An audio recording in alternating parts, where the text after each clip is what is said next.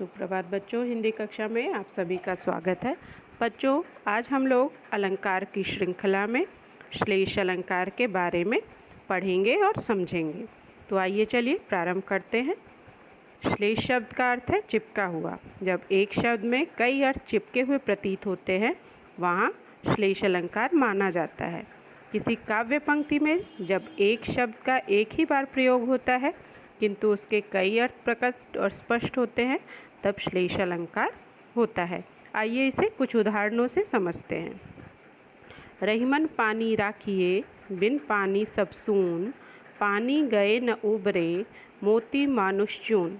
इस दोहे में रहीमदास जी कहते हैं कि हमें पानी को रखना चाहिए क्योंकि बिना पानी के सब कुछ सूना है। अगर पानी चला गया तो ये तीनों चीज़ें मोती मनुष्य और चून ये उभर नहीं पाते हैं।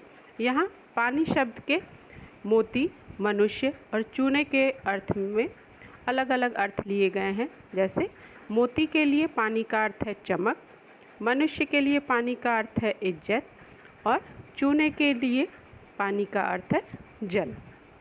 अगर ये सब चीज़ें ना रहे तो ये अगर चमक ना रहे तो मोती अर्थहीन है, इज्जत ना रहे तो मनुष्य अर्थहीन हो जाता है और उसी प्रकार जल के बिना चूना अर्थहीन होता है। एक और उदाहरण देखते हैं। सुबरन को ढूंढत फिरत कवि व्यभिचारी चोर। इसमें सुबरन शब्द का कवि, व्यभिचारी और चोर के संदर्भ में अलग अलग अर्थ लिया गया है कि कवि सुवर्ण अर्थात सुंदर वर्ण, सुंदर शब्दों को ढूंढता फिरता है। व्यभिचारी जो होता है वो सुंदर यौवन को ढूंढता फिरता है और चोर जो होता है वो सुवर्ण अर्थात सोने को ढूंढता फिरता है। एक और उदाहरण देखिए। रहीमन जो गति दीप की, कुल कपूत गति सोए, बारे उजियारे लगे, बड़े अंधेरों होए। यहाँ पर बारे शब्द जो है उसके लिए कुल के कपूत और दीपक के लिए अलग अलग अर्थ में प्रयोग किया गया है।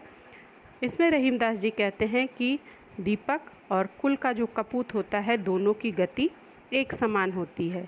बारे दीपक के संदर्भ में बारे का अर्थ है जलना और कपूत के संदर्भ में अर्थ है बचपन, कि जब दीपक जलता है तो वो उजियारा करता है। इसी प्रकार बाल्यकाल में जो पुत्र होता है वो भी भविष्य लगता है, उजियाला करता है कुल में। पर जैसे जैसे दीपक बुझ जाता है तो अंधेरा हो जाता है। उसी प्रकार जब कुपुत्र होता है वो बड़ा हो जाता है तो उससे और गलत कार्य करता है तो उससे कुल का विनाश होता है, कुल में अंधेरा छाता है। विपुल घन अनेकों रत्न हो साथ लाए, प्रियतम बतला दो लाल मेरा है कहाँ। यहाँ लाल शब्द जो है उसके दो अर्थ लिए गए हैं। एक लाल शब्द का अर्थ है पुत्र और दूसरे लाल का अर्थ है मणि। एक और उदाहरण देखते हैं।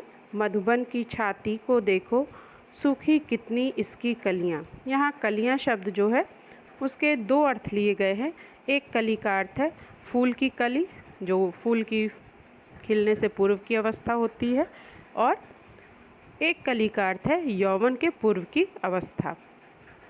तो बच्चों, इन उदाहरणों को आप लोग पढ़ेंगे, याद करेंगे। आज के लिए इतना ही। धन्यवाद।